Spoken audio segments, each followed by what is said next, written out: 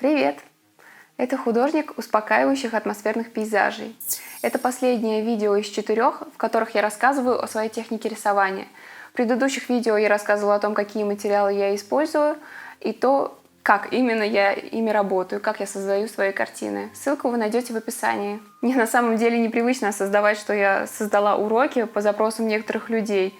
Это означает, что я могу чему-то научить.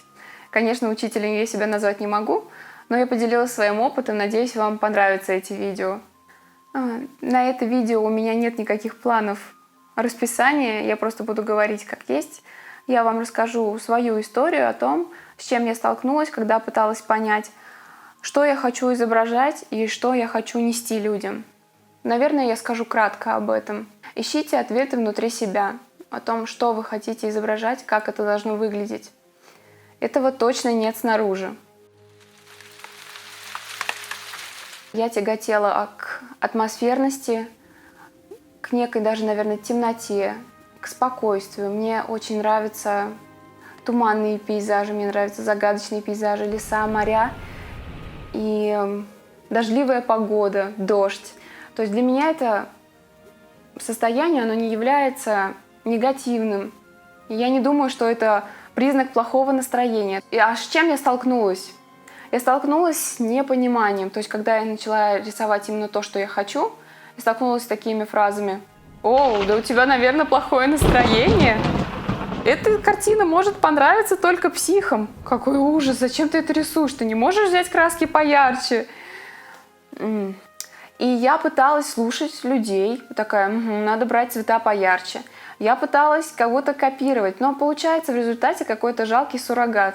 То есть есть люди, действительно, которым нравится рисовать такой, что принято называть позитивчиком. Солнышко, яркие солнечные места, пляж, радость, что там еще можно изобразить, с помощью ярких цветов.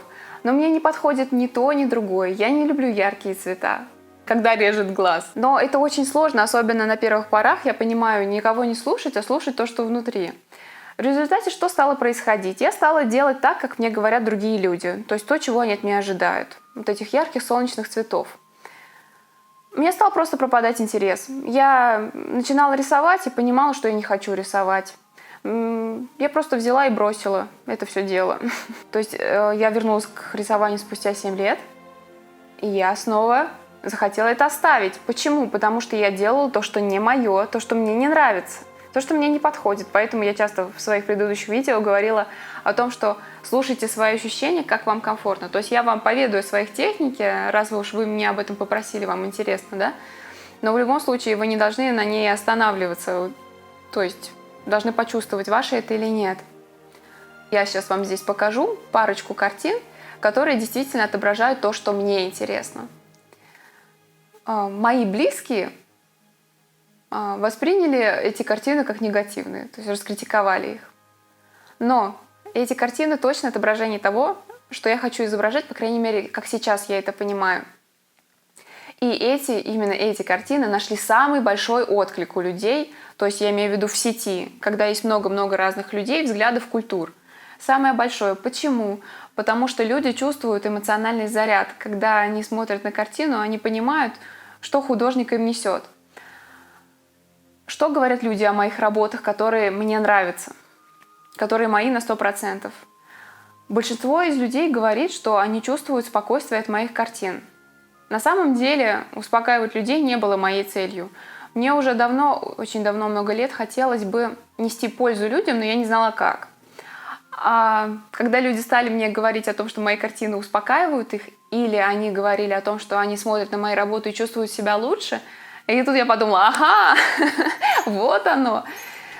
Я на самом деле была очень рада, и до сих пор, когда сейчас мне пишут эти комментарии, я каждый раз с восторгом это воспринимаю, потому что это отвечает моему внутреннему запросу. Но некоторые люди видели какие-то более тяжелые моменты из своей жизни, какие-то воспоминания. У первых людей, если это было успокоение и эмоция какая-то, да, такая приятная, то у других это было глубокое погружение в ностальгию. Это же так интересно. Мне нравится не такая большая яркость чернил. потому что мне нравятся приглушенные тона. Это, знаете, как в пасмурный день или в дождливый день. Все краски приглушенные. Когда краски приглушенные, это спокойные краски. А если я использую какие-то кислотные цвета, то как они могут успокаивать? Они не могут.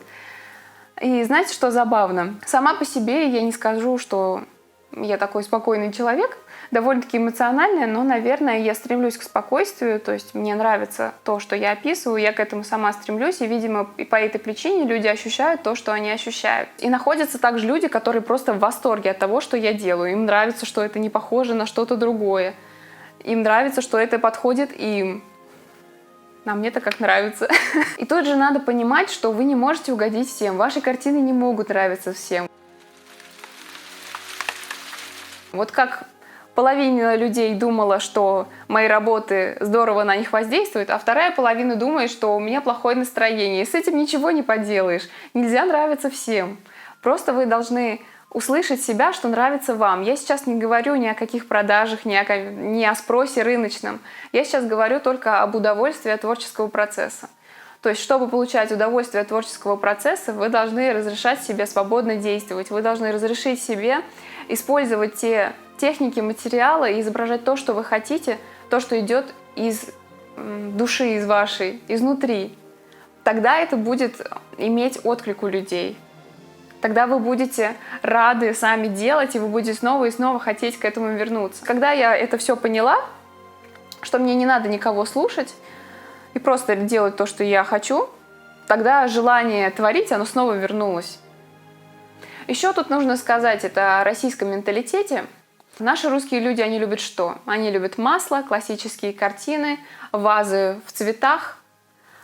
А мое направление, например, оно больше востребовано на Западе. То есть это абстракция, это пейзажи.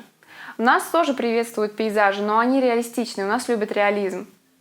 И я просто не вписываюсь под эти рамки. То есть на российском рынке я не востребована. Это тоже важно понимать, что, возможно, в вашей стране ваше творчество никому не нравится, а в другой стране его примут с восторгом.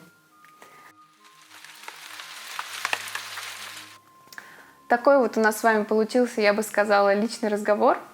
Оставляйте в комментариях свои истории о том, с чем вы столкнулись, когда вы стали заниматься творчеством любым. Как вы прошли этот путь или еще идете, понятно, путь он не закончится никогда, он будет всю жизнь. Вы можете оставить запросы на будущие видео, может быть, вам было бы что-то еще интересно. Ну все, пока-пока!